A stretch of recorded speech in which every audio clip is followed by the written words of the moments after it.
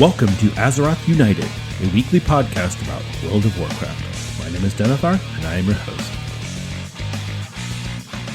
Welcome, everyone. Thank you so much for joining us.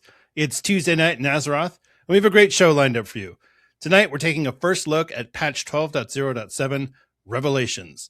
What's coming, what's changing, what it could mean for the future of the game. Also, we're going to cover the updates on the forthcoming TBC Anniversary Phase 2.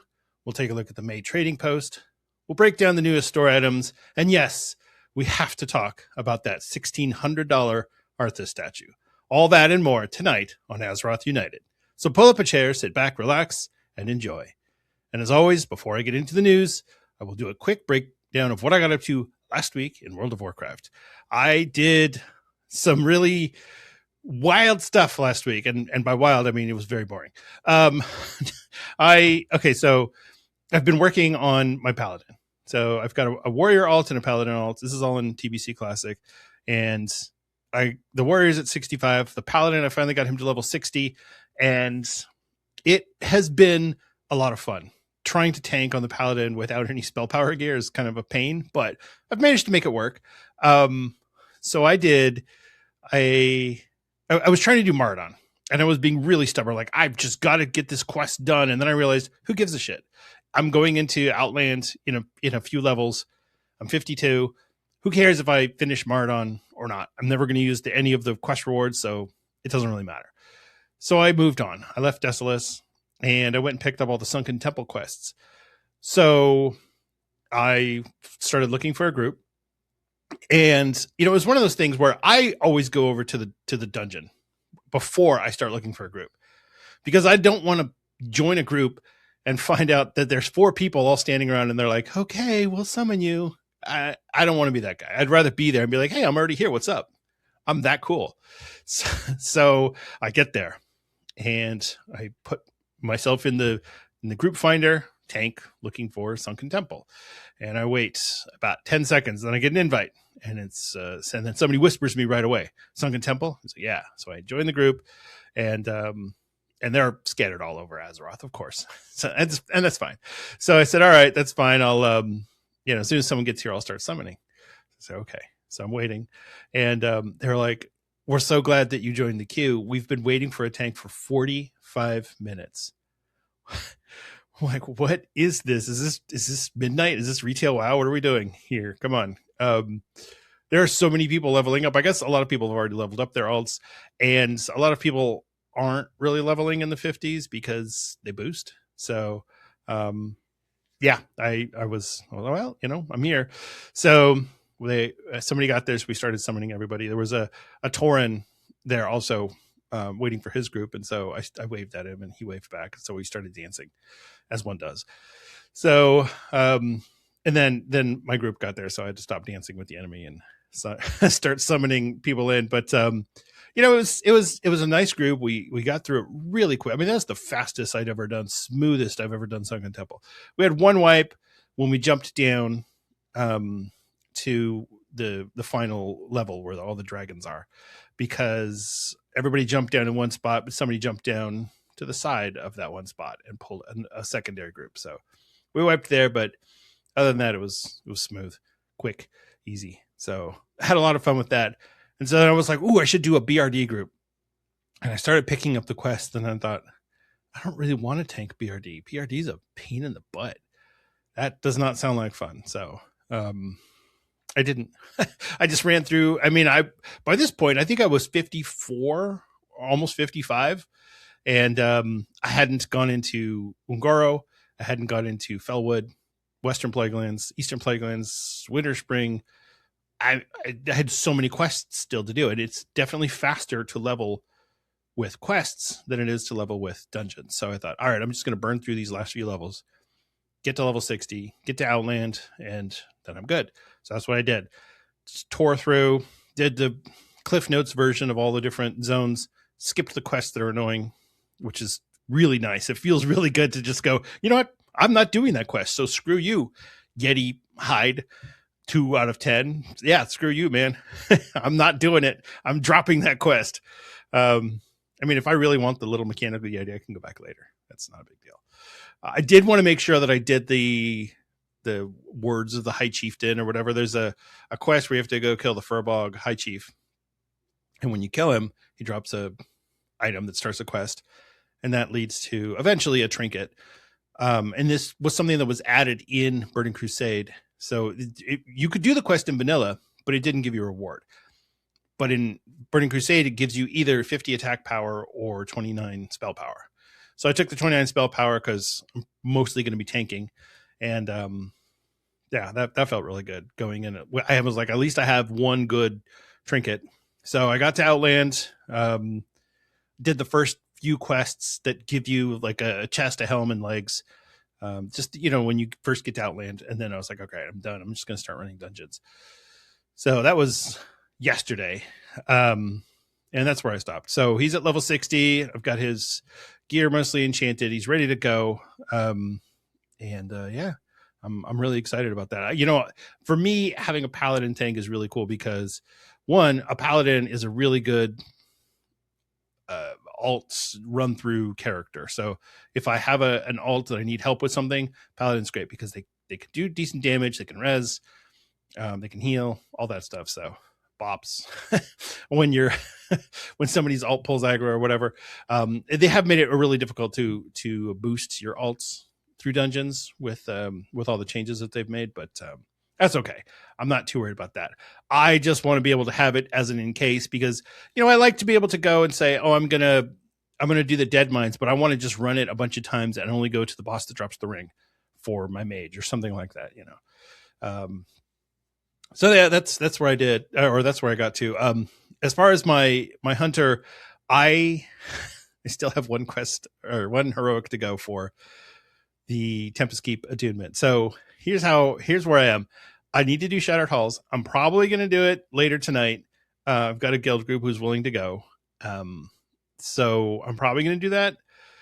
And then once you finish Shattered Halls, I've got all the other ones done. Then I can get the quest to kill Mike Therodon, get his head, and then I'm good to go.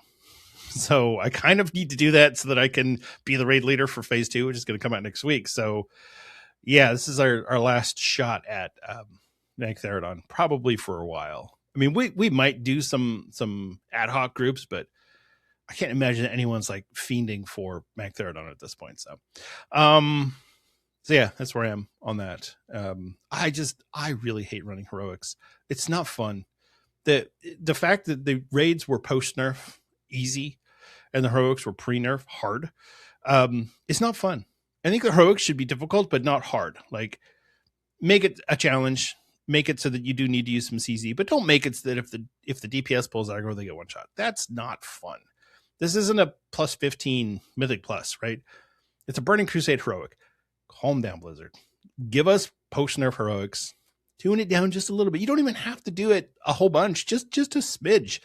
And some of them are way worse than others. You need to work on some of that balancing. Blizzard, just saying. So anyway, that's where I got up to last week in WoW. I finally went over to Zulamon and did the quest to do the abundance, because I hear people talking about abundance, and I read about it and I was like, okay, well, abundance, it's a new world event, but I hadn't done it. So I went and did it. And I'm like, this is the stupidest thing I've ever done. I mean, it's dumb fun, right? You go and you're like, but at the end of the day, it's stupid. I'm like, oh my gosh, okay, I didn't miss out on anything. I also did one of the Void Strike zones. This is all on my midnight paladin. I did one of the Void Strike things, and it was like, yeah, okay. So you get a little reward, and you're building towards the big Void Assault incursion thing. I don't know. I just feel like that type of content is boring. It's been done. The ritual sites look really cool. I've been watching my wife do it, and it looks like fun. So I'm going to have to go do that. I might do that this week, is just go over and start playing around with the ritual sites, and see how that goes. Because, yeah, I mean, that looks like fun. I think I might enjoy that. Yeah, that's where it is. I'm taking season 1 off. I'm not going to do any hard content in season 1. I might, get some gear, some delves and whatever, but I don't know if I'm going to come back for season 2 of Midnight. I might not. I don't know. I'm having so much fun in Burning Crusade. I think some of it is going to depend on how things go over the next few months. And if Blizzard continues to not say anything, like wait for BlizzCon, I don't know. I don't want to put a whole bunch of time and effort into something that is just going to fizzle out and die. And that's kind of where I am on that. I'm concerned about the longevity of TBC. Once we're done with phase 2, we get into phase 3. Phase 3 is fun. It's not as fun as phase 2. Mount Hyjal is probably one of the worst raids ever done. I would put Mount Hyjal, Encourage, Trial of the Crusader. Yeah, those 3, maybe a few others, but definitely Mount Hyjal, one of the absolute worst raids ever done. The trash is horrible. You have to repeat it if you wipe. It's just no thanks. So yeah, I don't know where I'm going to be. I mean, I'm having so much fun with the raid group and I really enjoy all the people. I just don't know. I don't want to commit to doing the Burning Crusade all the way through Sunwell because that makes me a little nervous. So I don't know. Maybe I'll talk to my assistant raid leads and which I apparently one of them has been listening to the podcast, so I got to watch what I say. Anyway, all right, that's it for that. Let's move on to the news.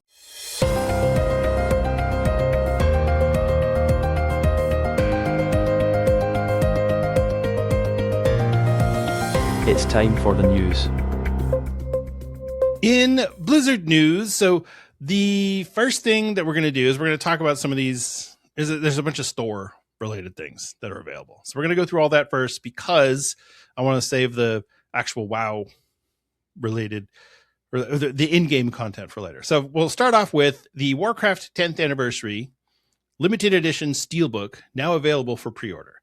So this is not like Warcraft the game. This is Warcraft the movie. If you remember in 2016, we had Warcraft the movie. It was the story of Warcraft 1, modified, of course, for the silver screen, starring Travis Fimmel, who, if you know Vikings, you know who he is. He's the main character, Ragnar Lothbrok, and he plays Anduin Lothar. I thought it was a good movie. It wasn't great. I don't feel like it did a good job of explaining the franchise to new people, and it didn't do a good job of staying faithful to the franchise for current players and fans of the franchise. So it was kind of this weird middle ground that didn't make anyone happy. And some of the story beats were a little odd too. So that being said, I do like the movie. It is enjoyable to watch. Some of the visuals are astonishing, especially like the aerial shots of Stormwind and things like that. Fantastic. Love it. And when I saw this news item, I did a double take. I was like 10 years. Holy moly. It's been yeah. So, it's a little weird, but I do. If you've never seen the movie, I highly recommend watching it. It's worth at least a watch. I'm not going to say, oh, it's so good, you should watch it. It's worth a watch one time. One of the biggest things that I didn't like about the movie was how they portrayed the size difference between the humans and the orcs. And they basically made the orcs unstoppable juggernauts, which, yeah, okay, I get it. They were hopped up on Fel and all that, but still, in the original Warcraft, it was pretty even grunts versus footmen. So I don't know. I'm just saying. But yeah, the new edition, it's this new Steelbook. I guess there's a 4K Ultra HD version of the game, and then it's like a Steel DVD Blu-ray thing. I don't know. Whatever. If you want to order it, you can put it in for pre-order. That's not for me. I don't buy movies anymore. I just watch them on Netflix or whatever. But yeah, it's, you know, if you like collectibles, this is a good one. It comes with like a little insert and things that you can display on your shelves or whatever. It's cool. And, you know, some people really like that sort of thing, but yeah, that's not for me, but I did want to put it out there that it is available. I don't know how much it's going to cost. It doesn't say, but yeah, it's pretty cool. Speaking of how much things cost, let's talk about this Arthas statue. So I saw this article. I actually posted this on the Discord. So if you want to get to the Discord, you can go to AzerothUnitedPod.com and check out our Discord. But This is a $1,640 Lich King statue. It's actually the Lich King on Invincible. So he's on these mounts. It's Arthas. You can take his helmet off and different things. It looks amazing. It's not $1,600. It says Blizzard has partnered with Sideshow Collectibles to create a model of the Lich King, Arthas Menethil, and his loyal steed, Invincible. The statue is now available for pre-order and is expected to ship between May 2026 or April 2026 and May 2027. So, yeah, I mean, it's cool. The detail on it is astonishing. It looks phenomenal. It's just $1,600. If you've got that money laying around, cool, go for it. But so Sideshow and Blizzard Entertainment are thrilled to present the Lich King Invincible statue, inspired by the iconic, massively multiplayer online game World of Warcraft. This intricate piece masterfully captures the legendary moment of Arthas Menethil, the dreaded Lich King, astride his loyal steed, Invincible. As the ruler of the Scourge, Arthas began his conquest of Azeroth with the cursed blade Frostmourne in hand. The statue includes 2 interchangeable head sculpts, allowing collectors to display Arthas with his flowing hair or wearing the Helm of Domination, pre-Sylvanas destruction. Invincible's piercing blue eyes glow with icy brilliance, enhanced by built-in LED lights that highlight his danger and mystery. Additional LED lighting is integrated into the Frozen-themed base, recreating a chilling atmosphere that blurs the line between Northrend and reality. Don't miss your chance to add the Lich King and Invincible statue to your Warcraft collection today. It's 2 feet. It's a 2 foot tall statue. So yeah, I don't know what 2 feet is. Yeah. So I mean, it looks really good. The pictures look amazing. I hope someone buys it and does like a video of it or something. It's like, hey, check this out, guys. I got my new Arthas statue and we're gonna do an unboxing today, or those videos. But yeah, it looks really cool. I just I don't have that. I don't have that in me. So anyway, yeah, check that out. The link to this and the Warcraft 10th anniversary Steelbook edition are going to be in the show notes for those who are interested in those items for purchase. All right. There's a couple of actual Blizzard store items that we can go over here. First is the new Cozy Treehouse Retreat bundle for $75.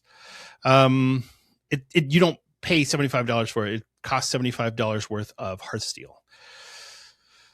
People are mad because Blizzard was like, no, the store stuff, it's not going to be anything anybody wants. It's going to be crap that you all hate, right? That's what people heard. That's not what they said, but that's what people heard.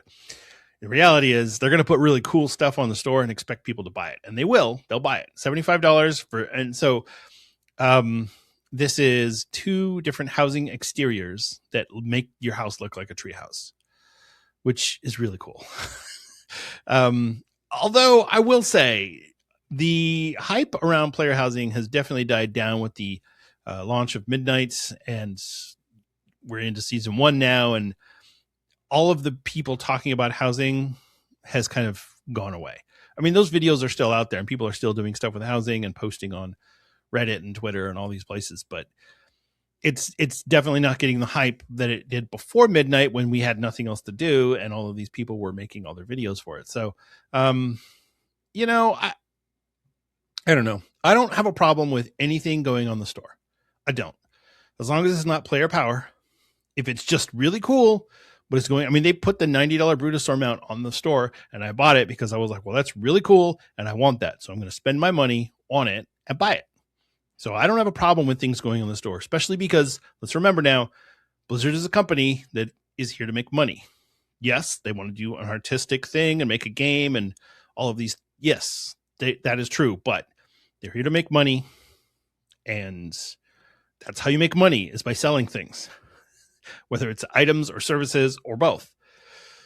So if you're upset or threatened by the fact that these are on the store, I think you should seriously consider what it is you expect from a company. All the people saying Blizzard is so greedy. Yes, they are. They're trying to make money. That's what companies do. And sometimes it does look a little greedy. And that's just the reality that we live in. So I don't know what to tell you. All right.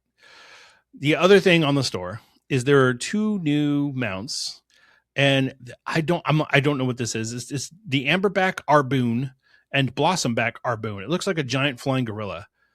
Mounts have been added to the game in-game shop for $25 each. Share the blooming Arboon mounts across all present and future Modern World of Warcraft players. Each mount automatically scales to the fastest riding skill known by each character, but if a character's level isn't high enough to use it, the Arboon mounts are also ground mounts. So there you go. Looks like a flying gorilla. So $25 for each for 2 new mounts. I haven't seen any of these in game, but I mean, I haven't really been looking for it, but this one's a little weird. So I don't know who's buying these, but they're available in game or in the store right now. So check it out if you are interested in that. All right. There you go. Let's move on to Classic. The TBC Anniversary Phase 2 is just around the corner. As I mentioned, it's going to release on May 14th. Last week, as I was recording the podcast, the news came in that the TBC raids were going to be post-nerf. And so I wanted to mention that because that's a really big thing that people have been talking about, especially in the in-game in TBC. People are like, oh, it's going to be pre-nerf. Oh, it's going to be post-nerf. Well, I hope it's pre-nerf. I hope it's post-nerf. Maybe they should do both. Maybe they should do pre-nerf raids for 8 weeks and then post-nerf raids for 8 weeks. There's a whole conversation. I didn't really feel like there was really any chance that they were going to do pre-nerf, especially with an accelerated timeline that we are looking at right now. As we discussed, Blizzard seems to be running Classic into the ground, so I'm not really sure. But regardless, the raids are going to be post-nerf, as we discussed last week, which means that the difficulty for not just the bosses, but some of the trash mobs as well, is going to be significantly decreased. Some of the mechanics are going to be reduced or completely eliminated, and health pools are drastically reduced. Still going to be hard, but it's going to be a lot easier than people were. If people were worried about pre-nerf, and I did not want to do that. I couldn't remember back in the day because I don't have it written down when we killed Bosch. I remember we killed Kael'thas post-nerf, but I couldn't remember if we had killed Bosch pre-nerf or post-nerf back in 2007. So I don't know. I'll have to try and figure it out. I don't remember exactly when. All of that stuff is gone to the annals of time. But I mean, it's I remember doing it, and it was hard.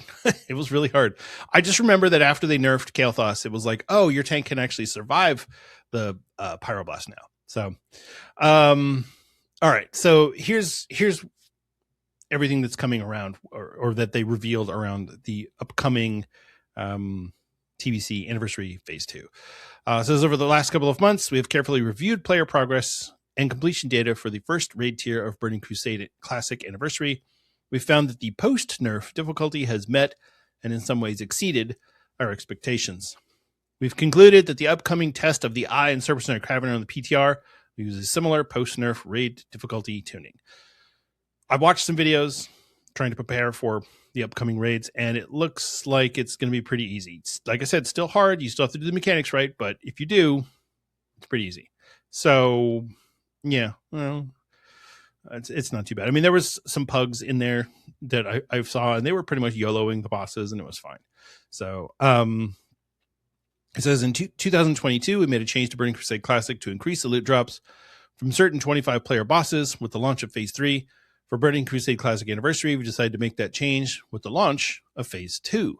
So they're doing this early because, like I said, they're speeding everything up. So people are going to get these things faster.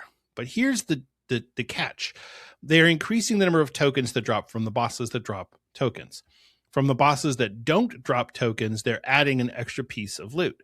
So, for example, High King Malgar, Gruul, Magtheridon, they're all going to drop 3 tokens for tier 4 pieces instead of the 2 that they drop currently. In Serpent Shrine, Lady Vosh, Leothrius, and Fathom Lord Karathras are all going to drop 3 tokens for tier 5. And then Hydros, the Lurker Below, and Morgrim are all going to drop 3 different epic pieces of gear. So that'll help the group gear up faster. That's going to be really good. Same thing with Tempest Keep. Kael'thas and Void Reaver drop 3 tokens each for tier 5. And Alar and High Astromancer Solarian will drop 3 different pieces of epic gear. So there you go, instead of 2. So those are the loot changes coming in for there you go. The last thing that they said, and a lot of people have been questioning or debating what exactly this means. They said, we will plan to make other Phase 3 loot changes to heroic dungeon bosses in Phase 3. I think this means guaranteed epic drop at the end of the dungeon, or maybe a guaranteed epic gem from the end of the dungeon. Either way, that's coming in Phase 3. So that's probably going to be a good 3 months from now. More than likely 3 or 4 months, depending on how quickly they want to burn through Phase 2. Honestly, I think 3 months for each of the phases is probably good. I don't think we need to go any longer than that. I think 3 months, a combined 3 months for Black Temple, Hyjal, and ZA in one kind of tier, and then 3 months for Sunwell, and then they're done. Then they can be done with TBC. Where they go after that, who knows? But if you want to spend money on a potentially dying game, you can do that now, because character boosts and upgrade packs are up to 50% off in the Burning Crusade Anniversary. So the Outland Hero Pack has been discounted from $40 to $20.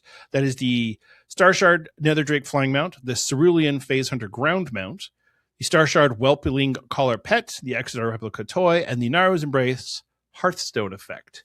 Those are all going to be available for $20, probably up. They didn't say until when, but it's probably up until the launch of Phase 2. If you want the Outland Epic Pack, that's going to go from $80 to $40. So that's going to be everything in the Hero Pack plus a level 58 character boost and 1 month of subscription time. That's huge, because that means you get a month of sub time, which is $15, plus a boost for $40, plus all the other stuff, the mounts and everything else, the toys. The boost is normally $60, and a month of game time is $15. So if you take $15 off of the $40 that this costs now, that means you get $25 for a boost. That's not bad at all. So yeah, there you go. And then speaking of the boost, the standalone boost, which you can purchase as many times as you want. So the Outland Epic Pack, you can only purchase it once. That's why it's cheaper. The level 58 character boost you can purchase multiple times. That has gone from $60 to $42. So it's $2 more to buy a boost on its own than it is to buy the whole pack. But if you've already bought the pack, you have to buy, and you want another boost, you have to buy the standalone boost. But still, $42 is a lot better than $60. $18, that's like 2 coffees at Starbucks. So, there you go. So I've been staunchly anti-boost, because I just don't feel like it's worthwhile. I feel like it's so much money, and I don't want to get into that. Oh, I should boost this and I should boost that. Why? Why do I need to boost all these characters? And, I already don't have enough time to play. I don't play as much as I want to. I want to get in and do stuff at midnight. That being said, I might buy a boost. I might buy the Outland Epic Pack. Like I said, it's a month of sub time. And so for $40, you get an extra month plus a boost. I mean, it's kind of, I don't want to lose money on this deal, right? And I've got 2 WoW accounts. So that's 2 Outland Epic Packs. That means 2 boosts. So I don't know. Maybe I'll boost. I was looking at my druid thinking, I should level my druid, and I don't know, maybe I'll boost my druid instead. Who knows? Yeah, so that's where we are. Yeah, I know. I saw that and I was like, oh shit, I'm gonna buy a boost now. That was literally my first thought, but it's okay. I mean, what else am I gonna spend my money on? Booze? Yeah, that's pretty much it. So there you go. The TBC Anniversary, you can spend money on it if you want. Like I said, it's probably a dying game. We don't know for sure. Maybe Blizzard is going to take us into Wrath of the Lich King. Maybe not. I don't know. I really don't know. I'm still not convinced. People have been commenting on the episode from last week. Oh no, there's no way Blizzard is going to out Wrath of the Lich King. You're crazy. I don't know. I really don't know. I feel like they would have said something by now, or at least given us a hint or something. Yeah. So, all right. Let's move on to Modern WoW. So, first of all, let's talk about this building Azeroth video. So it was building Azeroth, updating Quel'Thalas. It was a really good video showing how they designed the city, how they updated it, the art assets that they used, the processes that went into it. It was really good. It says flip through the charcoal drawings of Eversong Woods, walk through an in-progress Shepherd's Gate, see the instrument that brought the dooming sound of the Voidstorm and more on this building Azeroth. Let the World of Warcraft dev team give you a behind-the-scenes look at how they completely rebuilt the Elven Kingdom of Quel'Thalas and its capital city, Silvermoon. It was really cool. I liked the video. I like seeing kind of how they approach these design decisions. It's not just, I don't know, make all the art assets better. No, they completely rethink some of these things, and they put a lot of thought and preparation into this. And it's a good video, and people were really happy about it. I really was surprised that the WoW fan base was so positive about this, because there's been a lot of negativity in the game, and people were overwhelmingly happy and positive, and no, they were not. To steal a line from Taliesin, it was a shit show, obviously. I mean, some of these comments, that's cool. People are getting duplicates again from bonus rolls. So how about fixing that instead of making these self-padding videos? We put resources back into QA and QC. Some people, come on. I hope they touch on why there's a floating bow hanging around the city. How about Blizzard presents how we screwed up 12.0.5? Wowhead is like Trump, making us not see the Epstein files. Patch 12.0.5. Oh, wow.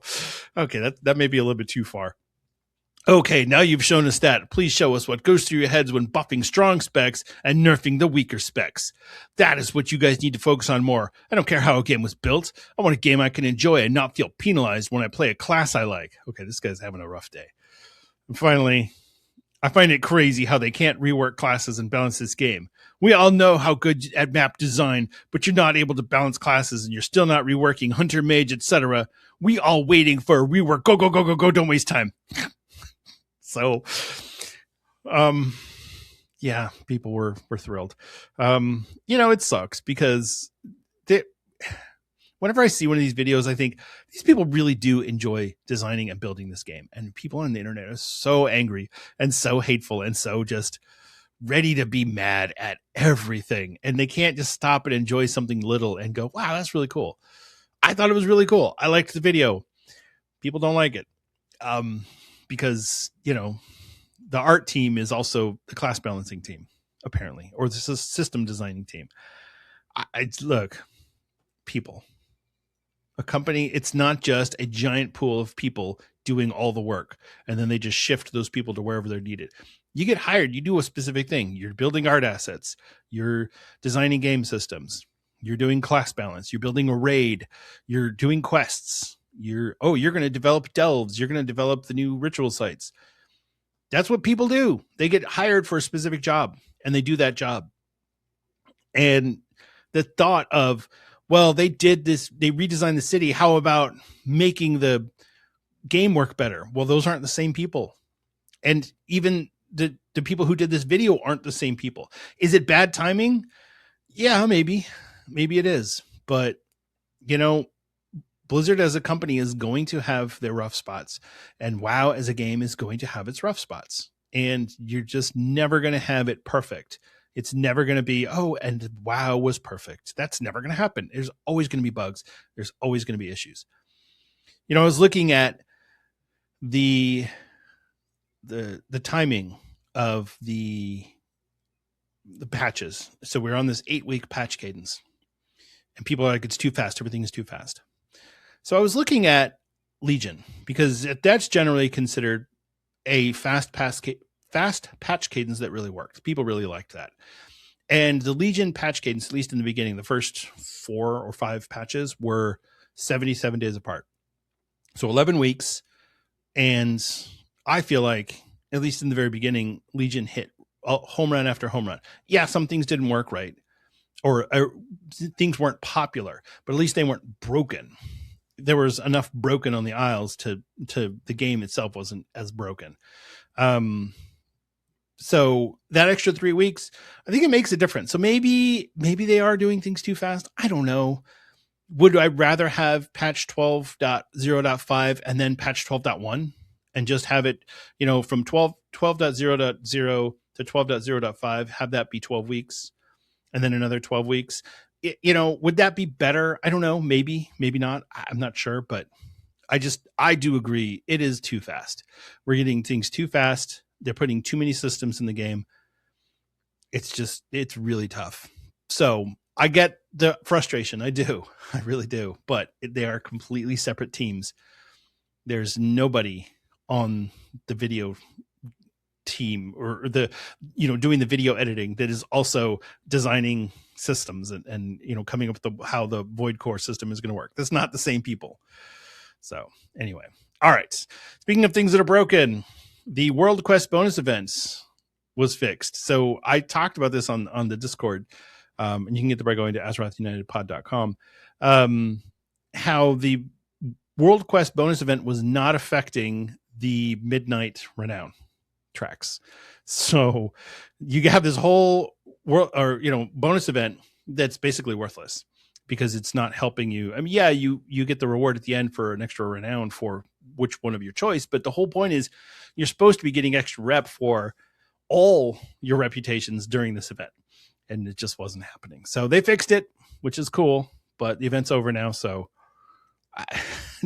I'm always astonished when stuff like this falls through the cracks. Maybe if they spent less time making videos and more time fixing bugs. Sorry, I had to throw one more out there. All right, let's talk about the trading post. The May 2026 trading post is now available, and it is very Gilnean themed, and I like this one. I haven't liked the last few trading posts. This one's cool.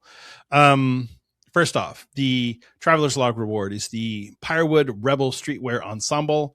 It's a helm, 2 chests, waist, wrists, 2 legs, and feet.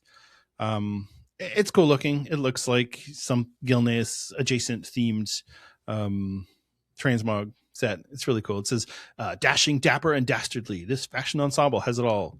So there you go. It's a new transmog set for you. It's not a mount, so people are going to be mad, but I mean, I'm always happy to get a new ensemble for transmog because we all know transmog is the real end game. There are 2 mounts available on the store this month. 2 new mounts, the Gilneas Loyalists Rouncy and the Pyrewood Rebels Rouncy. They're both Gilnean horse-looking mounts, 500 trader standards each. There's a bunch of Gilnean-themed transmog pieces that are available. The attire of the Gilneas Fox and the Gilneas Loyalist Streetwear are 2 ensembles that look really cool. Those are 440 and 475 trader standards each. And then there's a bunch of Gilnean themed weapons that are available: bow, mace, fist weapon, crossbow. And if you missed it when it was around before, I forget what month it was, but the Ninja Turtle weapons are back on the store or on the trading post. So that's the large Renaissance katana, the Renaissance sai, nunchuck of the Renaissance, and offhand Renaissance nunchuck. Those are all available on the trading post. So check that out if you are interested. I bought all the Ninja Turtle weapons before because I love the Ninja Turtles. That was actually, the Ninja Turtles was one of my first introductions to role-playing games because I had done, my friend had Star Wars the role-playing game, which was kind of weird RPG. We didn't really play it much. We just built characters because we were trying to make Jedi or whatever. But when I was in, I don't know, probably middle school, we started playing Teenage Mutant Ninja Turtles, the role-playing game. And it was basically you create a mutant of some animal type, and you learn all your martial arts and different things and your forms, and you go around and you solve crimes and you fight monsters and mobs and whatever. It was a fun game. I really liked it. But Ninja Turtles for me is like peak urban fantasy, because it's like the dark, cringy, grimy detective style of gameplay that the comics were like that. The cartoons were a little brighter, but the later cartoons kind of darkened things up again, especially when they did their team up with Batman. If you haven't seen that, you gotta check that one out. Batman and Teenage Mutant Ninja Turtles together is really cool. Anyway, those weapons are available on the trading post too. So that's what's going on there. Yeah, this is a good trading post month. I might spend a few bucks on or a few tendies on some of these items, but all right, let's move on. Let's talk about what's going on this week in World of Warcraft. The bonus event for this week is the Battleground bonus event. You can get the Sign of Battle buff. Honor gains from Battleground objectives and wins increased by 50%. And you can also pick up the quest A Call to Battle from Archmage Athas Sunreaver and Silvermoon to win 4 Battleground matches, and you'll be rewarded with 105 Conquest and 5 Marks of Honor. So there you go. The Battleground bonus event, which is probably my second least favorite bonus event after the Arena Skirmish event. I actually do like the Battlegrounds. I just haven't really been much interested in PvP recently. But that's okay. Speaking of PvP, the PvP brawl for the week is Arathi Blizzard. Put away your bathing suit, pull out your parka, and enter a winter wonderland as the Arathi Basin you know and love gets a fresh coat of ice and snow. You'll be racing your way between the farm, stables, mine, and lumberyard and blacksmith through piles of snow and over a mostly frozen lake. One more thing, the weather forecast calls for a bit of fog of war. We hope you're prepared for the weather. When you zone in, you'll get the quest Something Different to win a PvP brawl, and you will be rewarded with Conquest Honor and Marks of Honor. This one's fun. This is probably one of my favorite brawls, partly because I love Arathi Basin so much. It's such a great battleground. This is a fun brawl. You should definitely go try it. If you're going to do anything for PvP this week, make it this one. It's a good one. I really like it. Okay. The Darkmoon Fair is still in town. It'll be here till Saturday or through Saturday. Make sure you get in there, get your trade skills, knowledge points, all that stuff. Get your XP bonus, not your reputation bonus. It doesn't count for the midnight reputations yet. For whatever reason, they're still not working for the Darkmoon Fair. But yeah, ride the roller coaster, ride the merry-go-round, and do your profession quests. Darkmoon Fair is always a good time. And finally, the Spring Balloon Festival is available. The skies are clear, the wind is calm, and it's a great day for hot air ballooning. Hop into a hot air balloon, enjoy the scenery, and make some new friends. Starts on May 10th and runs through May 12th. This one is always weird because you have to have 3 people to get in the balloon. Why? I don't know. And all you do is fly in the balloon. There's no achievement. There's no rewards. It's just you get up in a balloon, you fly around. Why I need to do that with 2 strangers, I don't know. Not like I have 3 friends that I'm going to go do this with. So, yeah, that's something you can go check out if you want to go do that. But, if you want to get your special someone and then another special someone, and then the 3 of you can go to a balloon and do whatever, that's up to you. So maybe that's what it's good for. All right, let's move on to our main topic of the week.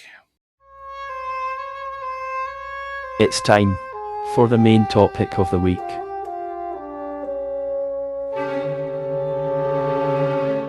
Patch 12.0.7 has been announced by Blizzard, and this one looks pretty good.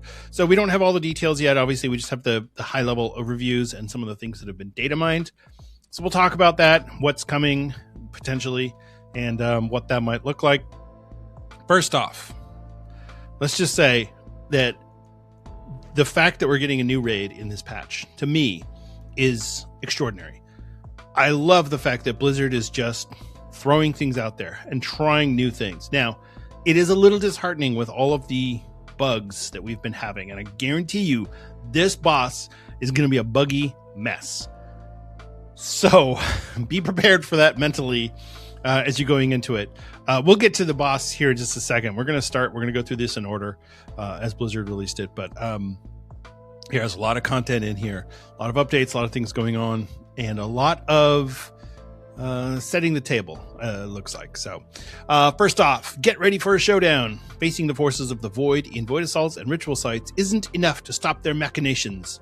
To cut the threat off at its source, you'll need to hunt down the leaders behind these brutal attacks on Azeroth, track them through a portal in Voidstorm, leading to 2 new locations. So yes, we're getting 2 new locations. This is probably going to be like,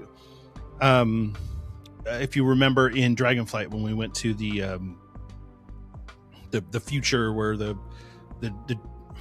I don't even remember what they were called, where the bad guys had taken over and we had to go do some quests there, and it wasn't a big deal.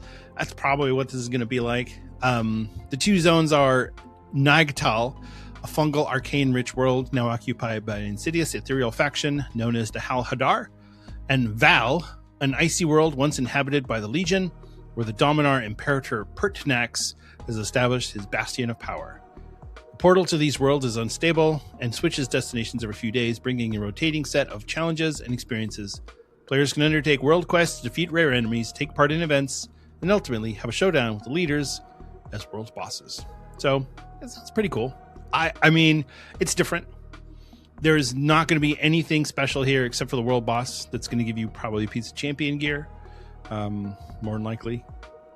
So if you're looking for player power, this is not the place to get it. But if you're looking for stuff to do, because either A, you're not raiding, or B, you like to do other things besides raid, or Mythic Plus, then yeah, this will be a really cool, fun feature. But you know, this is the type of thing that when Blizzard puts it into the game and you go, that was cool for 5 minutes, and then you forget about it because it just really doesn't make any difference. It doesn't do a lot to improve the story. This is almost more of a like a finale of the Void story in Midnight as we move on to other things. So I think this is a good epilogue for that storyline. So there you go. The new zones that I don't know what they're going to be called. The portal zones, I guess. That's what we're going to call them, the portal zones. All right. Player power. Here's what we're doing. Gain new power with the Omnium Folio. Join Magister Umbric and Grand Magister Rameth on a mission to reconfigure and restore the Sunstrider Omnium. This ancient elven relic was originally created by Dathramar Sunstrider to study and observe the various schools of magic and to serve as an academic repository. After years of silence, the Sunstrider Omnium has now reawakened, unsettling the Magisters and sowing disarray among them. Once unlocked, you'll be entrusted with the Omnium Folio, a runic ledger containing powerful runes of power you can use in battle. Continue taking part in weekly activities to imbue more runes, customizing these initial runes, and unlocking their maximum potential to aid you in the fight against the Void. So, if that sounds kind of like, well, it's just unlocking stuff week by week, that's just like we had with the disc belt, that's just like we had with the ring, that's just like we had with the other thing and the other thing. Yeah, it is. It's exactly like that. We're going to get power, these weird, wacky, random abilities that we're going to get every week. We'll get a new one, and at the end of it, you'll have everything unlocked. You won't have to make any choices. It's just a matter of getting it all unlocked. The thing is, this will not take up an armor slot. So if you know, anytime we get one of these stupid items, where it's a ring or a belt or whatever it is, a neck, a cloak, a hat, shoes, whatever, I don't care. Pick a spot. Pick a slot. We had something that took over that slot to say, okay, well, now it's this special thing. And you're like, okay, that's cool. And then you go and you run stuff and you open your vault, and what do you get? All that slot. It's all belts. It's all rings and whatever. And that's frustrating. And so Blizzard decided to give us something that functions outside of our normal gear. So this is an addition to all of our gear.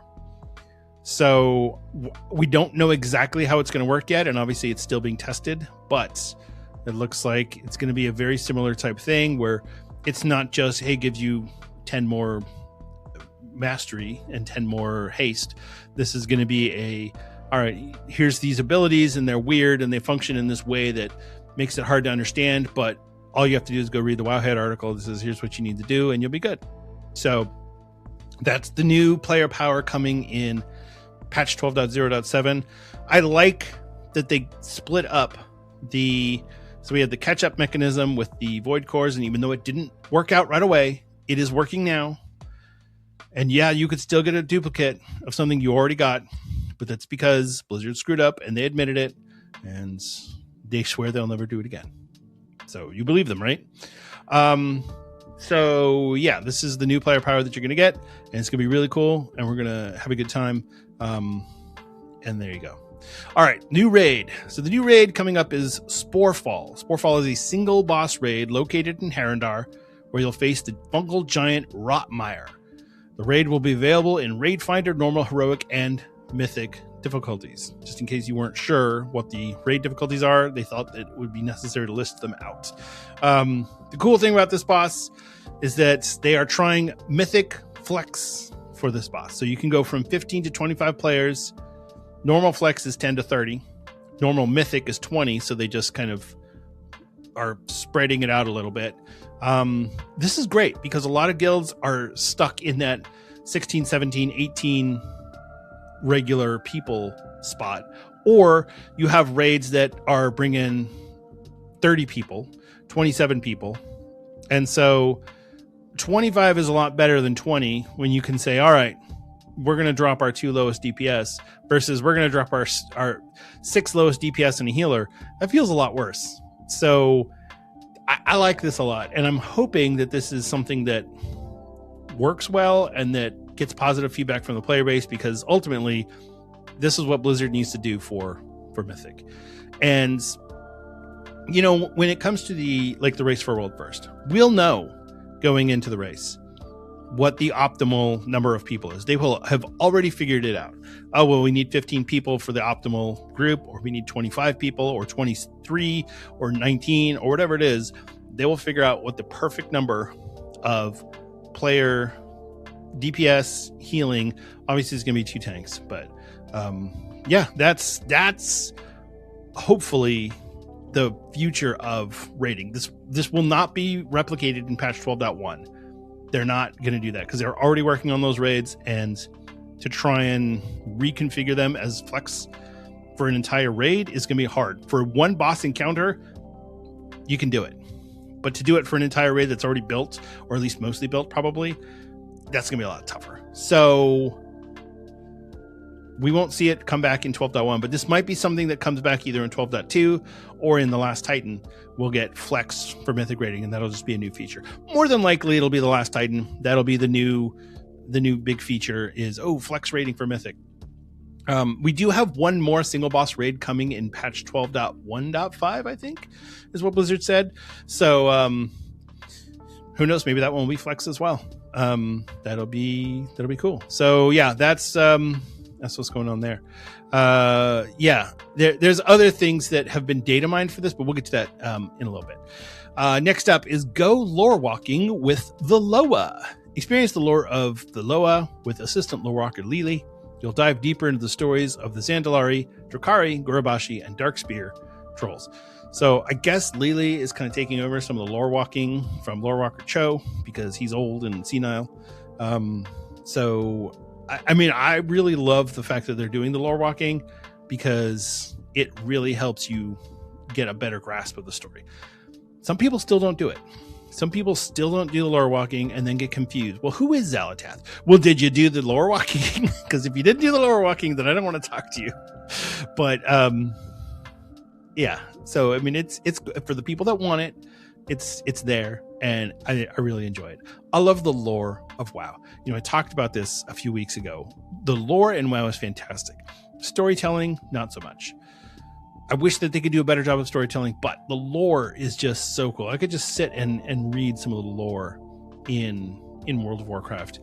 Blizzard has always been really good at lore. I used to sit and read the instruction manual for StarCraft because the lore that they came up with for all of the different, you know, where everybody came from and how everything worked, and it was really cool. I love reading lore, background stories and things like that. I don't like when you can tell that the actual storytelling and the content was not done with the same level of passion and forethought. So that's okay. New lore walking coming up. I hope that we continue to get lots of lore walking. I would actually love a new lore. Wow. Hi, I'm a professional. I would love a new lore walking every patch, but more than likely it'll be every major patch. So every 12.1, 12.2, etc., or something along those lines. You know what? One every 3 of these patches. So and that's fine. I'm okay with that. But I'd love one every single of these medium patches that comes out. So okay, help Loa speaker Breck hatch Janalai's new eggs. With the return of Janalai, Loa of Fire, comes a return to past traditions. She's ready to bring a new clutch of eggs into the world, but Loa Speaker Breck requires assistance with the ceremony and with ensuring all the Loa's young are released safely from their eggs. be a part of welcoming the first of her offspring and protecting them as they take the first steps. Not much other info is known about that, although I'm sure this is just a new world event that is going to be a thing that we do, and then we get a reward for. You can get your, your key fragments or your veteran piece or whatever. So begin the next chapter with Zul'Jin. All right, here we go. This is what people have been talking about. Zul'Jin, who we last saw sitting on a broken bridge pouting, looking at the island that we can't get to across the sea or across the whatever. Yeah. Strait. When the Haranir call for a special gathering, Zul'Jin attends as the Amani representative, only to be drawn into an ancient mystery surrounding the legacy of the Amani trolls. Join him and his uncle Kinduru on their journey of discovery to uncover the truth. This content will arrive after the release of the update. So this is the setup for patch 12.1, which is going to be, Fury of the Trolls or whatever. I can't even pretend to speculate on the name, but it's going to be, this is the setup for what's coming next. So everybody who predicted, it's this new island that we can't get to, that Zul'Jin was looking at, that's where we're going in 12.1. They were all correct. That's where we're going in 12.1. So this is the new storyline that's coming out to set everything up, just like we got the storyline with the Harbinger of Xal'atath before the release of Midnight to kind of introduce people to it and get them familiar with the characters involved. So I do hope that Zul'Jin does not turn out to be a villain. I know that I think it was Discordian Kitty put out a video saying that Zul'Jin is not a villain. He's not going to be the bad guy. I hope that's true. I like Zul'Jin. I thought he was really cool. I really hope that he, being frustrated or being unhappy is different than being a villain. He can be frustrated. He can be the aggressive subordinate to Zul'Jara, and that's fine. I actually like him in that role. I don't want him to turn into a villain. And so, like I was just saying about Blizzard's storytelling, I'm worried that they're going to screw that up. But if they don't, I think it'll be really cool. So there you go. The next chapter with Zul'Jin coming in patch 12.1. Well, the next chapter is coming in 12.0.7, but the story is going to continue into 12.1. Okay. Turbulent Timeways will return. So the Turbulent Timeways will return with new rewards, including a mount, the Spawn of Viranoth, and adds Dragonflight Time Walking to the rotation. So if you were worried that we weren't going to get a new Time Walking, we are. It's bizarre to me that Dragonflight is already on the Time Walking rotation, but here it is. The 6 Dragonflight dungeons are Algathar Academy, Halls of Infusion, Neltharis, Ruby Life Pools, the Azure Vaults, and Brackenhide Hollow. Screw you, Blizzard, for putting Brackenhide Hollow in there. You could have put at least one Dawn of the Infinite in there. That would have been fun. More than likely, this will be the same thing. You have to do a certain number of Turbulent Timeways in order to get the mounts, and then it's going to be a certain number of weeks, and you get the quest for Time Walking will instead give you a hero track piece of gear instead of a champion track like it normally does. So that'll be cool. I don't know. The Time Walking has been fun in the past, but I've pretty much gotten over it at this point.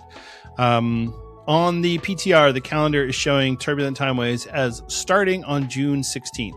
So if we're to assume that this starts right with the release of the patch, then June 16th would be a likely patch release date. Obviously, that could still change if Blizzard sees something they need more time to develop. Then we might get that pushed out. But June 16th as the patch release date for 12.0.7 looks like that's probably going to be the case. So, we'll see how that goes. Okay. New micro holiday, Darkspear Dash. Join the Darkspear Trolls and their Zandalari allies as they race from Echo Isles to Silvermoon City for an in-game event inspired by the Running of the Trolls community events. Prepare to run, leap, and spread rainbow cheer along the route. Now, I didn't know what the Running of the Trolls was. I had never heard of it before. This is not something I was familiar with. So I had to look it up. And here's what I got. Now in its 12th year, the Running of the Trolls is a pride event on Feathermoon US, created to raise awareness and increase visibility for WoW community members of the LGBTQIA+ community, while raising money for the Trevor Project as a non-profit organization. The Trevor Project provides 24/7 all year round, leading suicide prevention and crisis intervention for queer young people. Open to all players, The in-game event begins with a beach party at the troll starting area within the Echo Isles, proceeding to a grand multicolored pride parade across Azeroth, ending with an extravagant pool party in the Silver Moon City fountain. Okay, this sounds like fun. And the fact that Blizzard has officially acknowledged this is the first officially acknowledged Pride event in WoW, which is really cool. I mean, there's lots of Pride events and Pride things in, June is Pride Month. For those of you who don't know, June is Pride Month. So there's lots of things that go on like that in game, but they're all unofficial. So this is a official holiday recognized by Blizzard, and they're saying, okay, we're going to put this in game now, and you can actually go do it. So that's really cool. I love it. I think it's great for all those who are involved and the people who feel really passionately about these things. The Trevor Project is a great. I've talked about my kids before, and so I have two trans daughters, sons. I don't even know what they are right now. It's been alternating, but regardless, and who and what they are is up to them, and I'm not here to decide that for them. But I do get confused. I'm old, and sometimes it's hard. But regardless, I have had conversations with them about things like the Trevor Project, and it's really important because a lot of these kids feel rejected by society, and they have a really hard time. And if they can find a place in Azeroth or beyond to find that community and welcoming attitude, then I think that's a great thing. Everybody deserves to feel welcome somewhere. So I think this is great. Trevor Project is great, and the Running of the Trolls events will be great. But we're calling it Darkspear Dash because Running of the Trolls was the unofficial event. Darkspear Dash is the official new micro holiday. So that will be coming. I believe it's at the end of June is when that's going to be happening. So there you go. Okay, housing updates. And like I said, housing seems to have lost a lot of its luster, but we'll see. Okay, so housing updates. Lighting is now available outdoors. You can now add lights to your plot. Lighting decor will have certain restraints outdoors that they do not have indoors. For example, two lights cannot overlap and will become unplaceable when too close. Light indicator radius visuals will appear when the lights are too close and will turn red when overlapping, to give you an idea of how close they are. So that's really cool. So you can put lights outside. You just can't stack 20 lights on top of each other and kill the server, which is what happened on the beta. So yeah, that's really cool. New decor items can be found on neighborhood vendors, and they were aware of the floor changing bug and looking to hotfix it in the very near future. There was a bug. I don't even know what it was. It doesn't matter. But yeah, those are the housing updates for patch 12.0.7. User interface updates. We're adding additional quality of life updates to raid frames, damage meters, and more. Boss timeline in the vertical orientation now has an option to set text to be on the left or right. Adjusted colors for gaining threat and high threat on raid frames and nameplates.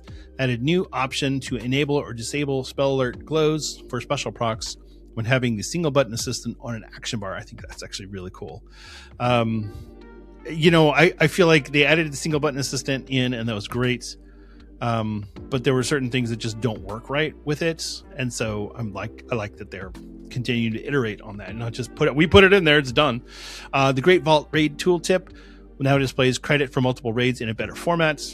Damage meters added an in-group visibility option, lowered the minimum window size, allowing you to make the damage window smaller than before. Shift clicking a damage meter row now opens a details window that stays open until manually closed. During PvP activities, damage meter bars are now a different color for allies versus enemies. If the show class colors option is enabled, a faction icon is shown instead. So that's really cool.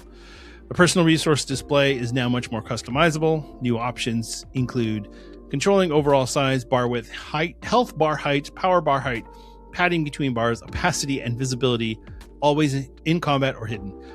This is great because the personal resource display is actually one of the things I really love about the current WoW interface, but I also hate the implementation of it. I feel like it's a great thought that was almost completed, and they didn't quite get it right. The health bar and power bar can now be hidden separately instead of the previous single option that hid both at once. Added options to hide the class resource bar, combo points, soul shards on the personal resource display and player unit frame. If you don't want that stuff popping up in the middle of your screen, you just want your health bar, you could do that. Added options to hide. Added a new show class color checkbox, which changes the health bar to the player's class color instead of the default green. Added a new show bar text checkbox, which enables numbers on the health bar, power bar, and alternate power bar. Personal resource display has been updated with new arts, and a few personal resource display bugs have been fixed for augmentation evokers. Yes, we love you guys. This is great. So I know you can get add-ons to customize all this stuff. I would really like to be able to have my interface in WoW be completely add-on free. I don't want a single add-on in-game at all in terms of my interface. Having things like Leatrix or, Altaholics, okay, fine. But the actual, how my screen looks when I'm in combat, I want that to be add-on free. And we're getting there. We're not quite there yet. We're still not there. There are certain things that need to be adjusted. One of the biggest things for me is the action bars. The action bars need some love, Blizzard. Please give the action bars some love. Let us do 30% zoom. Let us, change some of the textures on there. I mean, I don't know how hard that would be. I was going to say it can't be that hard, but I don't know how hard it would be. But that's what I really want. I don't want to have to use a toolbar add-on. I hate toolbar add-ons. So, give us some customizations there. Make it so that the default is really basic. And most people will probably just use the default, but a lot of people can go in and customize everything the way that they like. And that way we don't have add-ons breaking at the end or at the, on patch day. We just have all the patch features breaking on patch day. Okay. A couple of things have been data mined, but not confirmed yet. It looks like we're going to get a heroic world tier. I don't know exactly what that's going to mean, but if you did Legion Remix, you know what the heroic world tier was. The mobs were harder. You got better rewards because it was harder. So there's a lot of things that have been data mined that reference some sort of heroic world tier options, achievements, things like that. So it looks like we might be getting a heroic world tier in patch 12.0.7. Like I said, we haven't seen any announcements on it as of yet, but I think that's really cool. Give people more options to get better gear by just going around and doing stuff in the world. I think that's great. We already have Nightmare Prey. I don't want to know what Nightmare Prey and Heroic World tier is going to look like. There's also the possibility that there could be a Mythic World tier. That was also data mined, but there's less information about that. So we'll see if Blizzard decides to say something about that or if it's just something they're playing around with, and we might see it in patch 12.1. And then regarding the Sporefall raid, two things. One, the boss drops Warbound Myth Track right now on the PTR. And there's a quest that you can do to kill the boss, and you'll earn an additional bonus roll. So that's what's coming in patch 12.0.7. There may be more. Maybe some of this stuff isn't going to make it. We don't know yet. We'll get a little bit more detail as we get closer to it. If it does end up launching on June 16th, then that's going to be 6 weeks from now. So that's not a lot of time. So I guess we'll see. But Blizzard's going to continue cranking out these 8-week patches, and it is what it is. So hopefully they do a better job like they said they were intending to do. I would really hate for all these features to be broken on launch, but I guess we'll see. With regards to the launch of Season 2. So there's been a lot of speculation online that Season 2 or that patch 12.1 will launch sometime around the end of August. And the idea behind that is that they want to be able to get into Season 2, do the Season 2 raids, and get everything Race to World First all done before BlizzCon. Now, I understand that, but I'm still trying to figure out how it is that we're going to have the MDI and AWC finals at BlizzCon if we're already in Season 2. That's what I'm trying to figure out, because we're doing all of the prep work in Season 1. So is the idea that we're going to have everyone qualify in Season 1 and then the finals are going to be in Season 2? That doesn't really make a lot of sense, but it's possible. Anything is possible. Blizzard can do whatever they want. It's their game. They could also say, hey, we're in Season 2, but we're going to have these players compete in Season 1 specs and everything. I don't know. It just feels weird that we're coming up on this deadline that is a hard date. Like, they can't change BlizzCon. It's there. So either the patch is going to overlap in a weird way, or the patch is going to get delayed until after BlizzCon, everyone goes home, and then we get the patch, and then we get this new season a week later. That could be the case. I don't know. I think that would be a ridiculously long patch cycle. This would be like 27 weeks for season 1. But anything is possible. So whatever Blizzard decides to do, that's fine. But I'm really curious to see how things end up going, because I think that I think it'll be fun. So, all right, that's going to wrap up our show for today. Thank you so much for listening and for watching. I really do appreciate it. It is always a pleasure and a privilege to get on this microphone and speak to you. I have to apologize if you were watching on YouTube and you're wondering, what I thought you were doing videos, Denethar, what's going on? I screwed up a video on this, and I noticed it about 40 minutes into the podcast, and I thought, I can either restart the podcast or I can just keep going. So I'm going to keep going, and it's going to be audio only today. And it is what it is. So, so my apologies for that. If you are bummed out because you don't get to see my weird face, then there you go. Regardless of that, if you are enjoying the podcast, at least listening to it, and you want to help out, you could consider leaving a 5-star rating and review on Apple Podcasts or Spotify. This really help out the distribution. So if you're inclined to do so, we'd be very grateful. If you leave a review or a comment, we will read those on the air. If you're watching on YouTube, you can help us out by giving us a like, a comment, and a subscribe there as well. The YouTube algorithm is so weird. So who knows? I did start that YouTube Clips channel. So if you want to check that out, you can. It's youtube.com/@Azeroth United Clips. So you can go there. You can subscribe if you want. You don't have to. I don't know if I'm going to be doing a ton of clips, but I wanted to have it out there and at least put one video on the channel so that it's not an empty channel. But as of right now, it's gonna grow slowly. I'm not doing this full time. This is my fun hobby, so don't expect a whole bunch of updates there. But yeah, if you want to check it out, go ahead and do that. And that's what's going on there. The other way you could help us out is you could consider joining our Patreon. Patreon is where people can give their real life money to help out with the production costs for the show.